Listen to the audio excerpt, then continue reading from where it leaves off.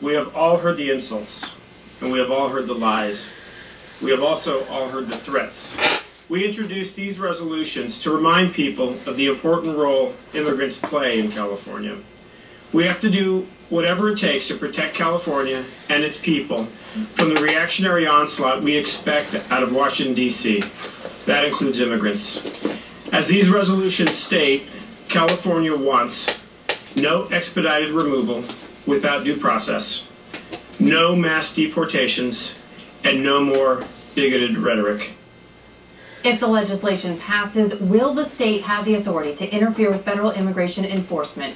CW6 News contributor Kimberly Dvorak has the answer. Good morning. Good morning. So, does the White House can they actually block the funds from so-called sanctuary cities? Well, it's not necessarily the White House, it's Congress. And Congress is federally mandated to create immigration law. As you know, we get our passports. We don't go to the state of California to get our passports. The federal government handles that.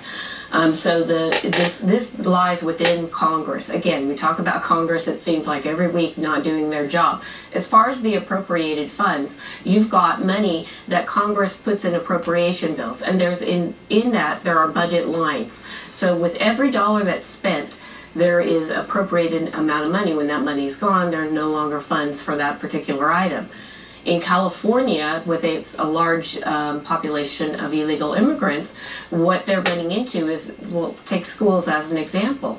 The schools, have X number of dollars to spend on funding each year.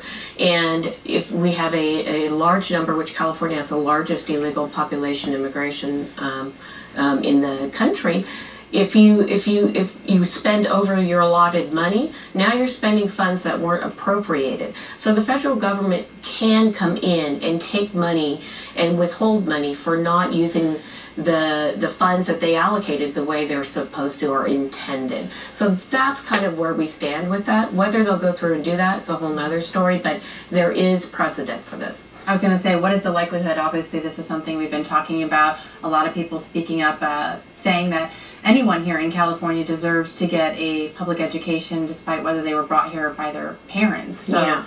Well, I think what you're going to see is in certain sanctuary cities, and the prominent ones, of course, are San Francisco, Los Angeles, Chicago, New York City. You're going to see that if the Trump administration, who holds now the House, the Senate, as well as the Oval Office, if they decide that they're going to impose their will and say, look, you're going to use these funds only for this specific reason, you're going to see people stand up and saying that's not right, it's not fair, but they will be able to do it lawfully. Whether they'll get enough support within the House and the Congress and Senate as well, that also remains to be unseen. But what you're looking at is they can do that, and they seem to think that they're going to put the pressure back on the local lawmakers like Mr. Rendon here, and saying, look, are you going to deprive your entire residency here, all of your people in your district, funds to get an education, so you can educate and spend the money that you're not supposed to be spending. Kimberly, thank you so much. Really appreciate it. Obviously, we'll see how things play out in the coming months. It's going to hit Congress again. Yes, Do we not talk every week? They need to get their job done. Yes. All right. Thank you so much for the insight. Appreciate it.